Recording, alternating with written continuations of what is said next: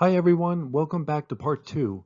During the next 5 minutes or so, I'll show you how to use loss development factors to estimate ultimate losses, which can then be used to estimate loss reserves.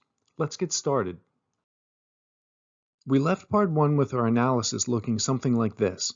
We derived the paid loss development triangle from the loss triangle above it and calculated a loss development pattern using a straight average. We still need to calculate a tail factor, but otherwise we can set aside the development triangle and focus on just the loss development pattern. Let's do a little housekeeping here. Notice that we're changing the headings to better describe our data, including changing accident year to pattern type. The loss development pattern we calculated in part 1 consists of LDFs that may be described as age-to-age factors. An age-to-age factor is a specific type of loss development factor designed to develop loss from an earlier age to a later age, say from age 12 to age 24. Later, we'll calculate a pattern consisting of age-to-ultimate factors. An age-to-ultimate factor is a specific type of loss development factor designed to develop loss from its given age to its ultimate value.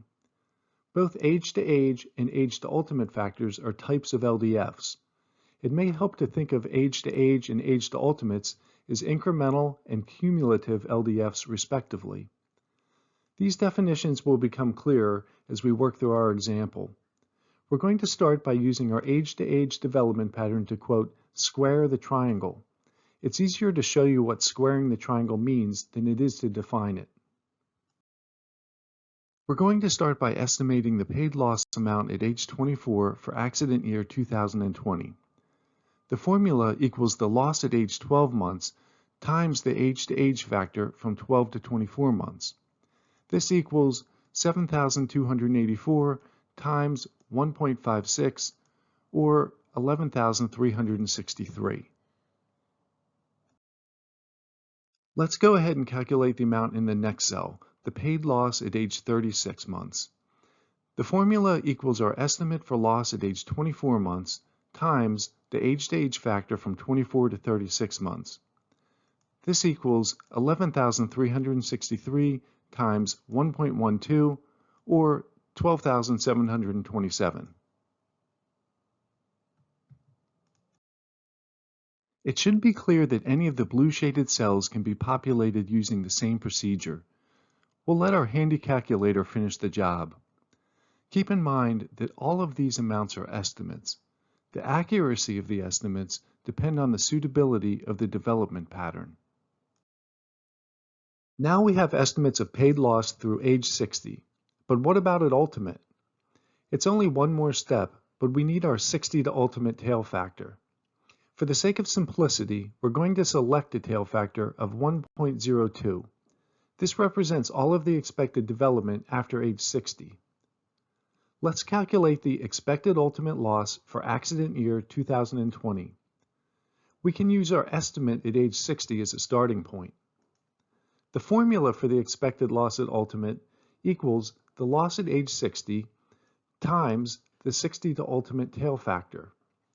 This equals 13,109 times 1.02, which comes out to be 13,371.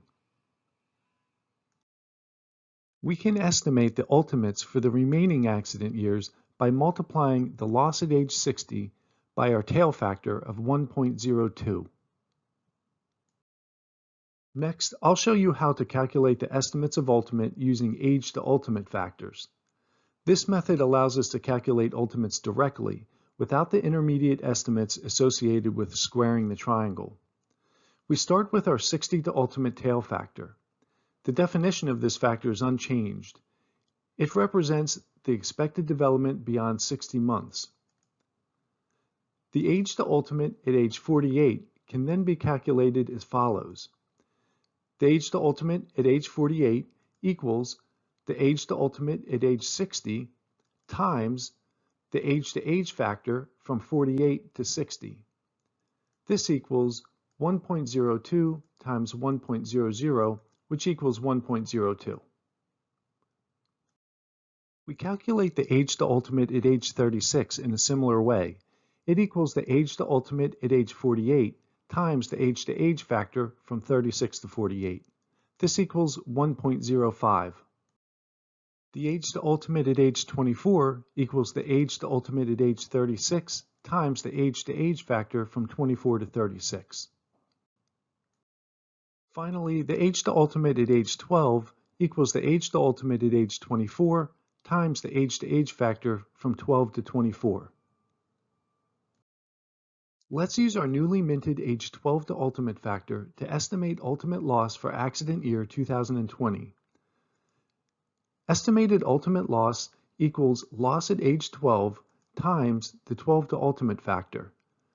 This equals 7,284 times 1.84.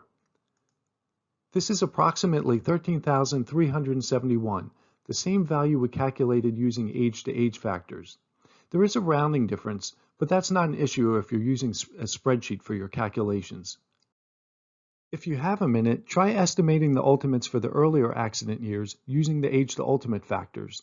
Just be sure to select the factor that corresponds to the age of the most recent loss data for that accident year.